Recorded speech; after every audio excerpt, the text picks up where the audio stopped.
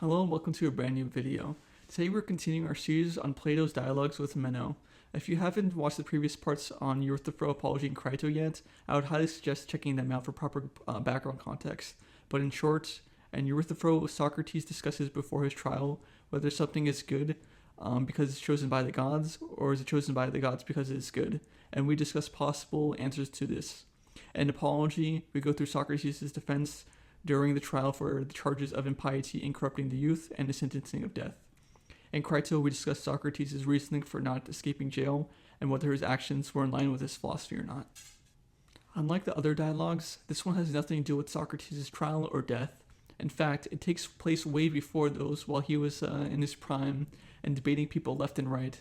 So I wonder why this one was included in the book, but looking back at it, it fits in thematically or philosophically. Throughout these dialogues, there's talks about the nature of virtue and piety, and this dialogue is no different. Meno discusses, or Meno, however you want to pronounce it, discusses what virtue is, whether it can be taught, or is it innate, or, spoiler alert, the theory of recollection. With that being said, let's begin. So Meno, he's a young aristocrat, and he begins the dialogue by asking Socrates whether virtue can be taught. Socrates, in Socrates' fashion, couldn't answer with a simple yes or no and move on with his day, but decides to define what virtue actually is. He claims that he doesn't know what virtue is, but he hasn't met a single person who actually does. But I guess in the Republic he finally does, and if you want to know what happens in that book, I also have a video going through it. So Meno attempts to define what virtue is by listing types. For a man, it is managing public affairs and helping his friends and harming enemies. For a woman, it's managing the household and obeying her husband, and so on for children, elders, slaves, and freedmen. Socrates disagrees and states that these are instances of virtues, not the definition in essence, and he insists there must be a single unifying characteristic among all these instances of virtue, and this is the same thing he tells Euthyphro as well in their dialogue. So Meno proposes that virtue is the desire for good things and the ability to get them. So Socrates rejects this definition, as everyone desires what they think is good, even if it's actually bad, and therefore desire can't be a distinguishing factor of virtue.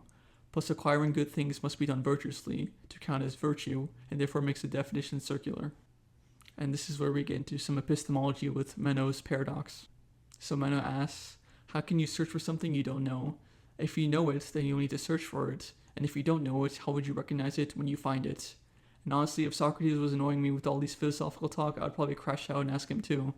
But basically, he's asking how learning or inquiry in general is possible. So to answer this, Socrates introduces the theory of recollection, and this is the idea that the soul is mortal and already has learned everything in its past life, and therefore learning is just remembering. So to illustrate this, Socrates takes a slave boy, completely untrained, and through the Socratic questioning and drawing geometric figures, he guides him on how to discover a geometric truth, that how to double the area of a square, and the kid eventually gets it right after some guided questions. So Socrates argues that this isn't teaching but recollection, that the boy remembered eternal truths from the soul's prior existence, and the initial guesses by the kid are flickers of forgotten knowledge, but it's not knowledge yet, but it's a sign that the soul is remembering what truths it already knew. And let's take a look at the geometry that the kid had to do. I don't know, for me it's kind of complicated, so maybe my soul just doesn't remember it yet. So now returning to virtue, if a virtue is a kind of knowledge, then it could be taught. However, if it's not knowledge, then it cannot. That kind of rhymes. But however, the problem is, if virtue is teachable, then there should be teachers and students of virtue, but there is none. So I'm guessing it doesn't count philosophers for that either. So at this point, an Athenian named Antis joins the conversation. And if you remember from the video on the dialogue Apology, Antis was one of the ones who was trying to persecute Socrates. So Socrates suggests that the sophists should try to teach virtue, while Antis says that the sophists are merely just corrupters. So to see why Antis doesn't like him, and it foreshadows his later role. He represents the Athenian political establishment that was hostile to Socrates. Then Socrates draws the distinction between true belief and knowledge. Socrates points out that sometimes people have correct beliefs about the world, even if they don't know why those beliefs are true, and this is a true belief. Knowledge, on the other hand, is rational and is justified, and he gives the analogy of the city of Larissa. So suppose that there's two guides who claim to know the road to Larissa. Guide A has been there before, he remembers the roads, the signs, etc., and he has knowledge or episteme of how to get there. Guide B, on the other hand, has never been there, but somehow he has a true belief about the route. Maybe he guessed, or maybe he heard a rumor about that happened to be accurate. He has true belief, or orthodoxa, but no real knowledge. Socrates then claims that both guides can get you to Larissa. So in terms of practical usefulness, true belief works as well as knowledge, but not really. He's going to caveat that. So Socrates then says that true beliefs are like the statues made by Daedalus, a mythical sculptor whose statues could run away if they weren't tied down. True beliefs are correct, but unless they're tied down by the rope of reasoned explanations or justification, they are unstable. They can slip away, be forgotten, or be contradicted by false reasoning. So what makes true belief into knowledge is justification. So who would have thought, right? That's some groundbreaking philosophy right there. So Socrates ties this to this famous theory of amnesis or recollection.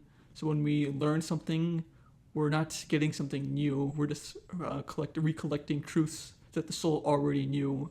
So true belief becomes knowledge when the soul remembers the reason why it's true.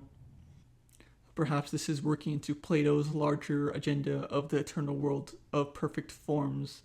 According to Plato, the soul existed before birth in a world of forms where it knew all truths, especially the eternal, unchanging forms like justice, beauty, and equality.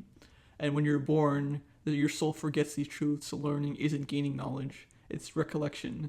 And that's something that your soul already knew. So in Platonic metaphysics, the capacity for knowledge and the truth themselves are already within the person, or the logos is within us. So when we say that we have the capacity, or the capacity is innate, we mean both the content of the truth is within, and the soul has already encountered the forms, and the capacity to recall and justify those truths are also within. And through reason and reflection, the soul can recover the knowledge and explain it. And this is why Socrates was a fan of the dialectic or the Socratic method. And that brings us to the end of this video, and hopefully that made sense to you, and if not, please leave a comment below and I'll try to answer to the best of my abilities. And don't forget to like and subscribe as always.